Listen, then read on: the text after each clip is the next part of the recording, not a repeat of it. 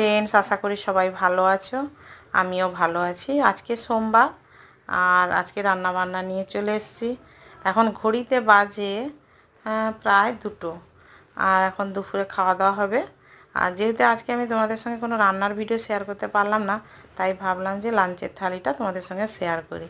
তো রান্না করেছি আজকে একটু ভাজাভুজিটাই বেশি করে নিয়েছি। আর গরম পড়ে গেছে, ভীষণ গরম 2-3 দিন। এই কষ্টের দিন শুরু হলো। এই গরমে তো বেশি রিচ কোনো খাবারই খাওয়া যাবে না, যতটা হালকা পাতলা এরকমই খাওয়া যায়।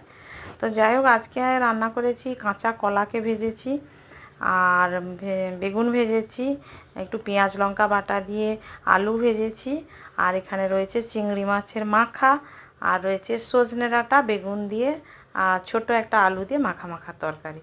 তো আজকে লাঞ্চে এটাই মেনু। যদি ভিডিওটা তোমাদের ভালো লাগে অবশ্যই একটা লাইক করে দিও, আর প্লিজ আমার চ্যানেলটা তোমরা সাবস্ক্রাইব